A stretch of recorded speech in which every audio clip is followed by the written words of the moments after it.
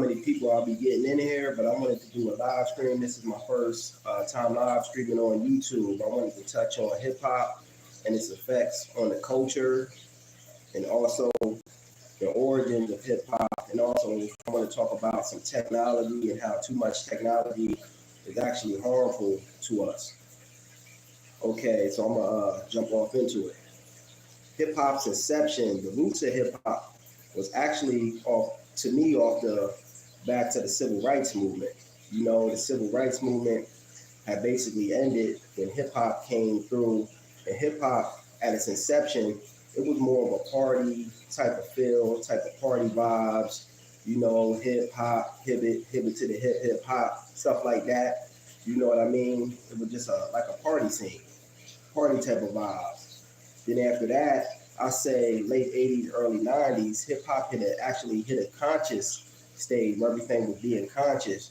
You know, you had like a lot of, if you see me looking down at my notes, it's just to keep on track with what I wanted to speak, because I got notes if I'm looking down. You know, it was like more of, you know, late 80s, early 90s, it piggybacked, and it was like heavily influenced by the Nation of Islam and the 5% movements, you know, in late 80s, early 90s. So you had more conscious rappers like PE, Public Enemy. You had Ice Cube, who at that time was I guess left NWA and was on a more of a conscious type of message, conscious vibe, you know, and he was down with the Nation of Islam for a little while, if I'm correct, and Khalid Muhammad. He also spoke with Khalid Muhammad in a lot of his songs. And you know, Public Enemy also referenced the Nation of Islam in several of their songs and things like that. Even the Ghetto Boys, they had in their song Cornell X in one of their videos. I forget the video, but Cornell X, I believe, was a member of the Nation of Islam. So yeah, at the inception of hip hop, it was something to actually uplift the culture and uplift our people in general. But somewhere along the line, hip hop got infiltrated, like they do with all of our type of movements and things we got going on. It's able to get infiltrated. That's why we got to start gatekeeping more of our culture. You know, keeping things under wraps, whereas though we the only ones moving on things and things of that nature, because hip hop was infiltrated. You know, sort of like they did with the Black Panthers. You know, infiltrated, and it was actually exploited, in my opinion, because they had to get it away and drive it away from its natural roots, you know, of black power and black empowerment and things like that, and speaking truth to power and things. They wanted to get it away from that.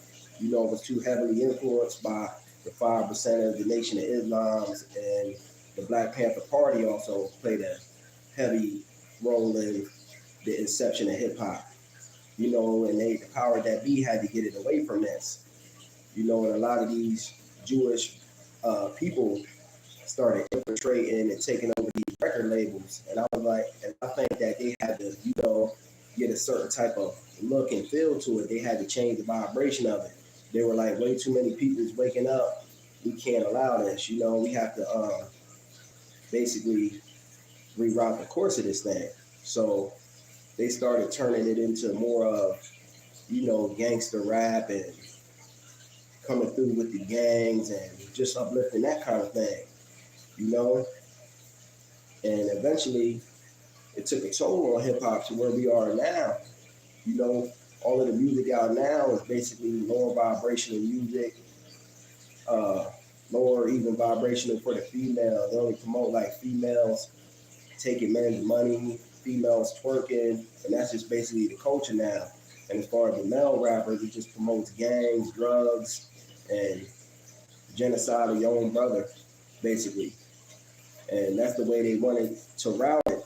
Because even Tupac, when he first came out of the gate, and he's one of my favorite rappers, you know, of all time, in my opinion. But when he first came out, he was more of a conscious rapper.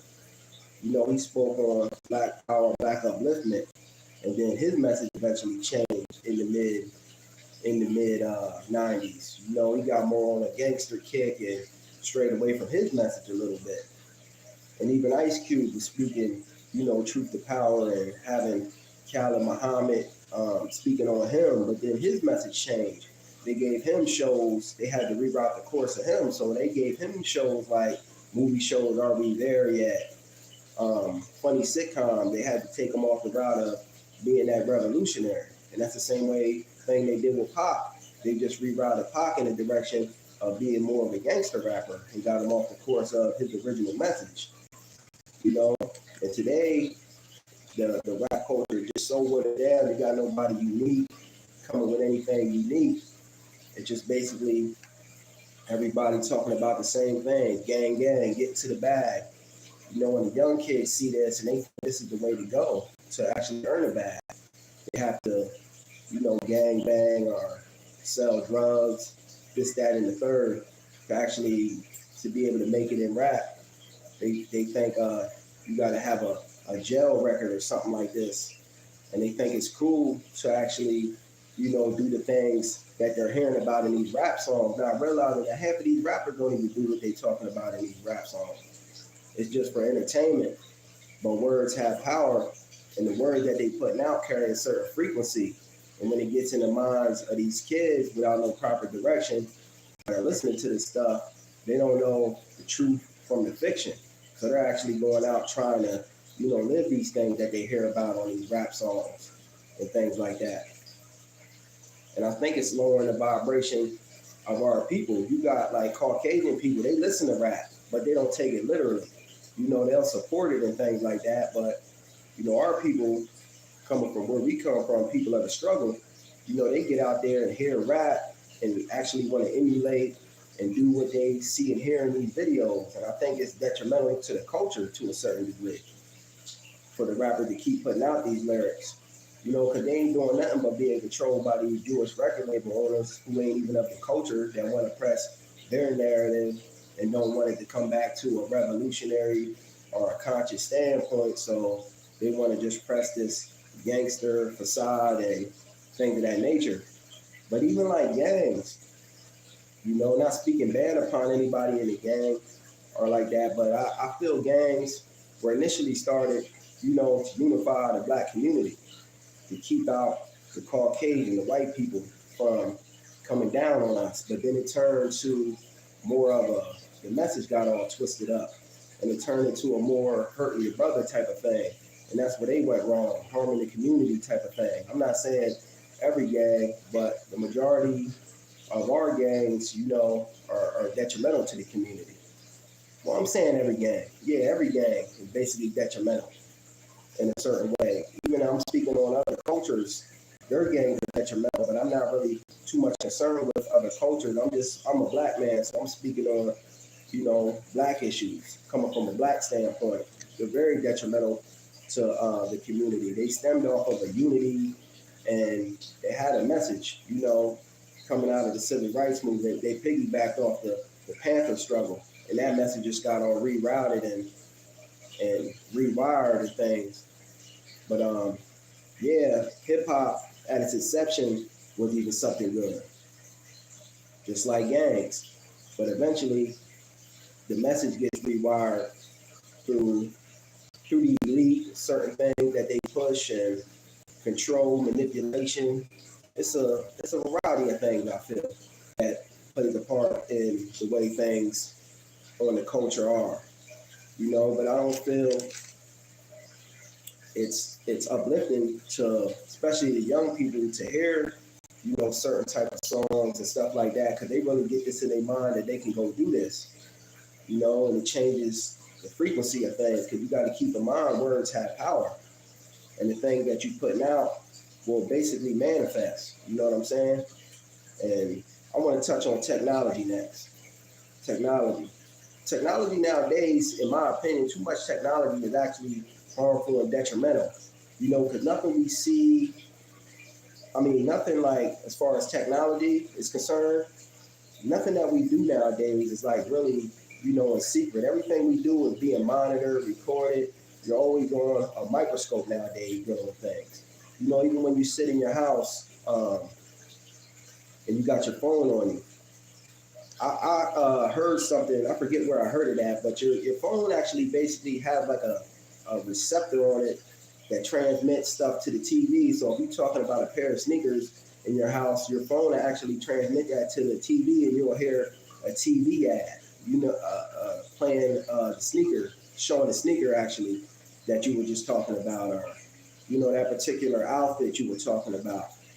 Nothing we do now is secret. Everything is being recorded, and there is nothing personal no more. Everything is exposed now with this new internet age and all this technology we got. It's very detrimental in my opinion. And I was looking up some stuff. Domino's Pizza actually has a mind reading app, the Stranger Things mind reading app. So basically, like, you'll be able to place your order from just a head nod and shaking of the head for no. You'll be able to like tell them what you want, and that's crazy. It's just too much technology to be able to even do these things. You know what I'm saying? And then I don't know how many people know about this, and it might sound crazy, but it's real. So I'm gonna just speak on it anyway.